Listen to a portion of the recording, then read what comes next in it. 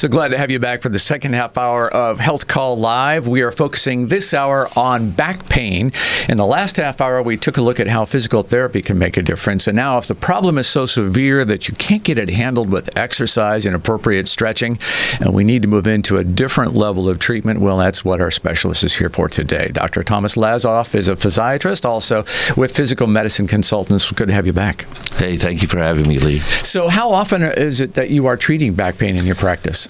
Pretty much, I would guess 50 to 75% of what we see in the practice is low back pain. So we covered the nerve and muscular nature of that. My guess is you're dealing mostly with nerve-related pain. Is that correct?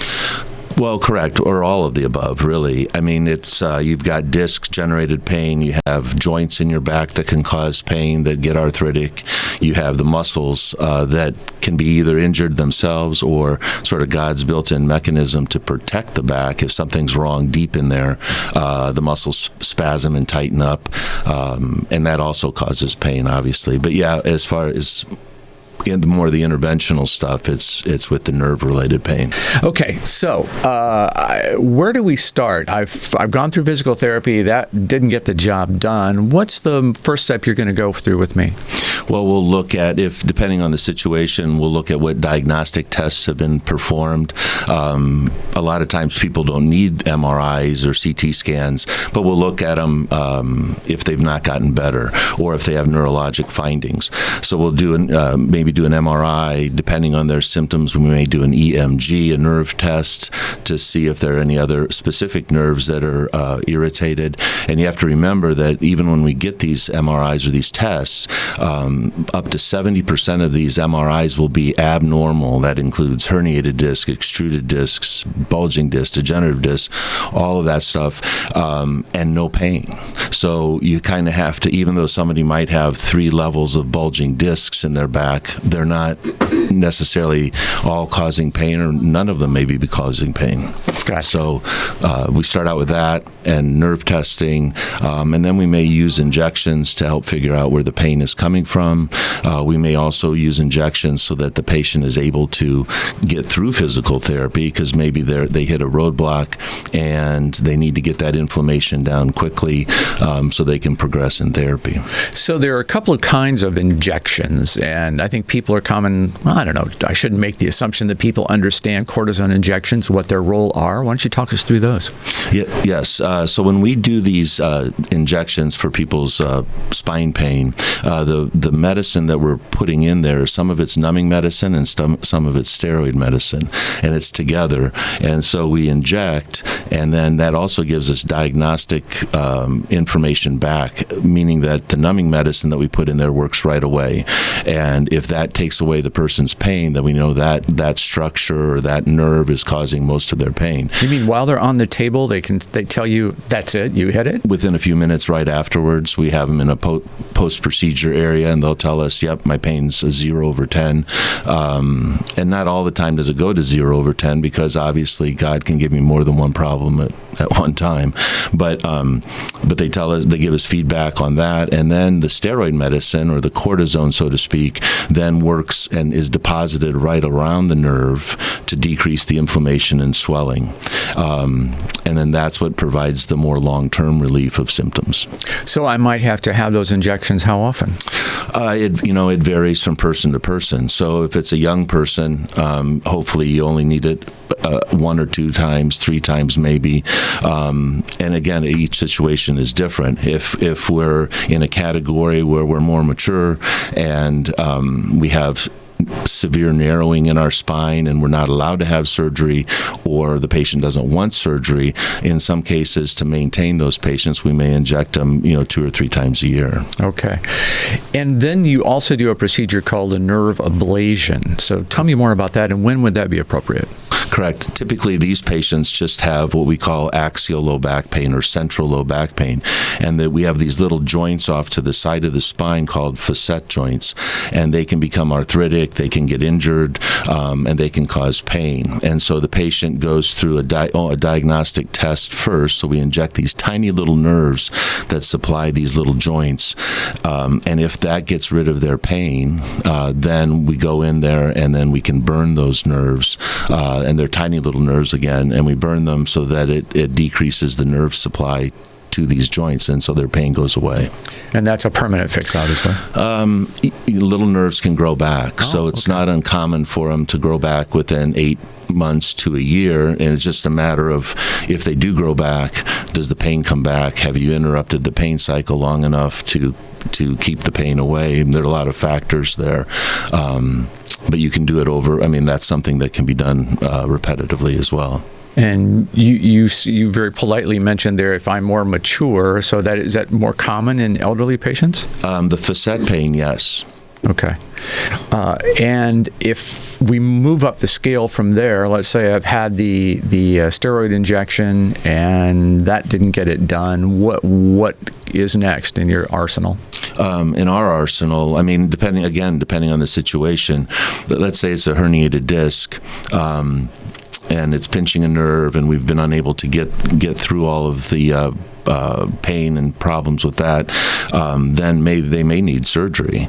And so, I always tell the patients that if we have a herniated disc, 80% of the time gets better by itself. We don't have to do anything if people can wait long enough.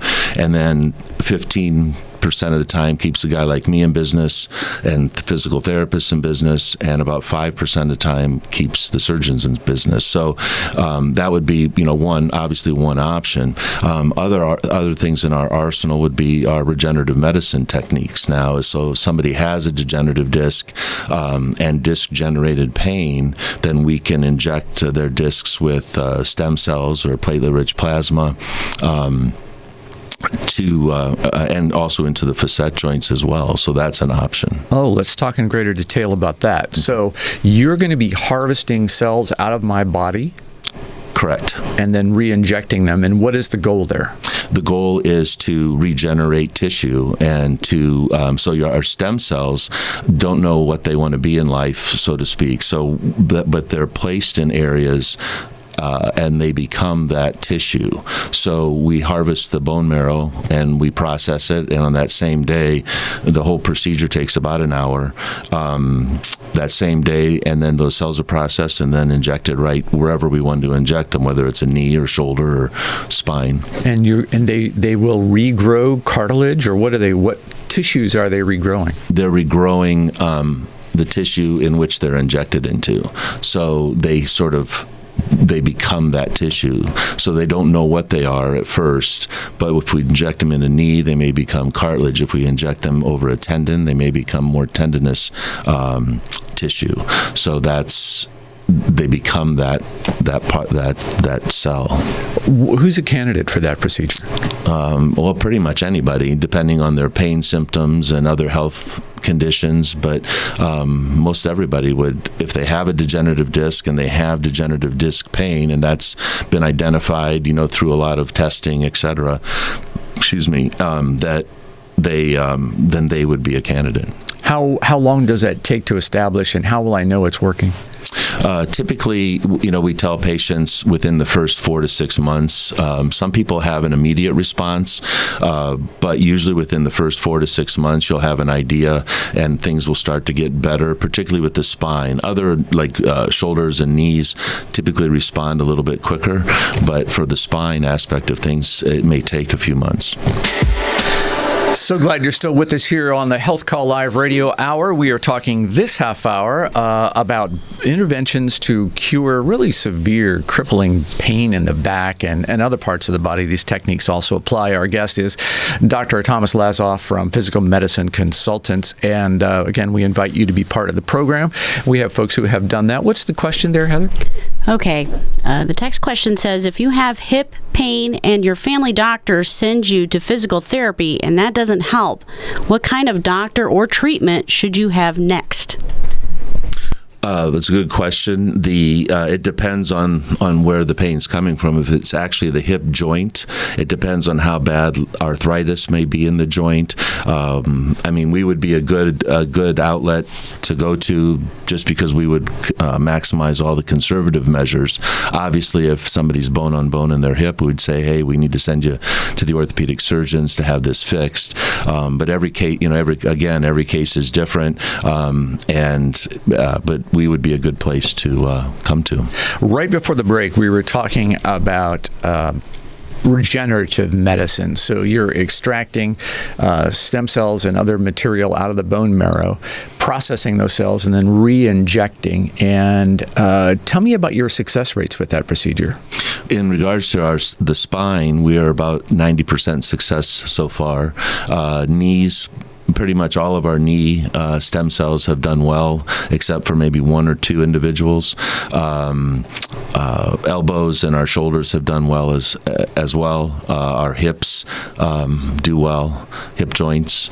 There's some people that have either they're morbidly obese and the surgeons don't want to operate, and we've been able to inject the stem cells into their joint and actually get rid of their pain. Now, how long that'll last, we'll see, but we've been successful in that regard so far too. That's pretty remarkable therapy. That's pretty neat. So let's talk about people who've really come up against it. They've really got it bad, and there's just not a lot else they're responding to. There are two other treatments that are available that I'm aware of that you perform, and one of them is a TENS unit. Tell me about that. Well, a TENS unit is something that's put on the outside of the body. This would be like a spinal cord stimulator. Oh, I'm sorry. Yeah. Yes, you're right. So the spinal cord stimulator helps with nerve-generated pain. So these patients are probably either absolutely not a surgical candidate, or perhaps they've had surgery and have developed scar tissue, and the nerve clumps up and causes severe pain ongoing, that lancinating nerve pain that can happen. And so a stimulator is implanted, and the patient goes through a trial, and then the stimulator then technically blocks the pain to the brain. And so these are like the end of the road patients in most cases, and it's successful in most of the cases as well. So in the spinal cord stimulator, you're putting a probe, or I guess it's an electrode. Electrode. Right? Yeah, into the spine and into the nerve. What is that doing? So in a sense, you're blocking the pain signals at that point, so they stop right there and don't go to the brain. So you're essentially blocking the pain. You're putting up a roadblock so that those signals, so your brain can't process the kind of brain. An electrical roadblock. Correct. So do I still have sensation? Can I still feel things? Yes.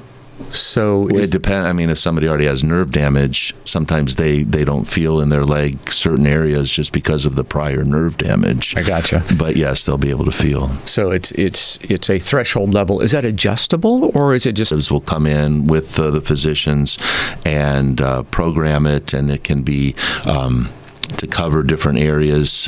Depends on the signal that's given to it. But yes, it can be programmed.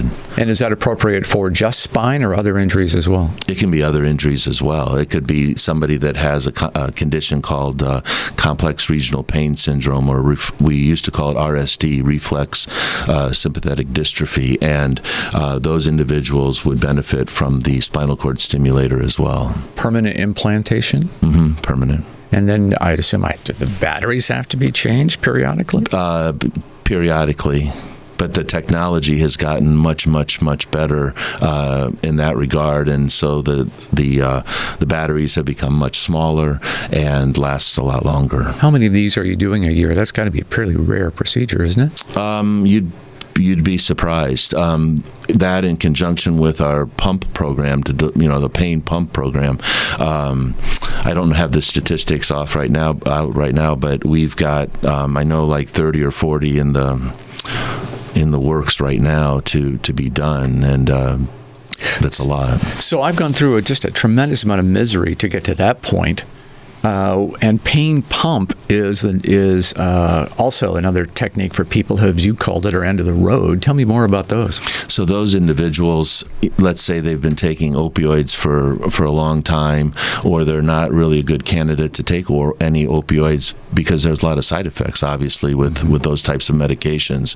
And so you can have microgram dosing, basically very low doses of this put into the spine to help with pain. And this could be pain anywhere. It could be your wrist pain, back pain, leg pain,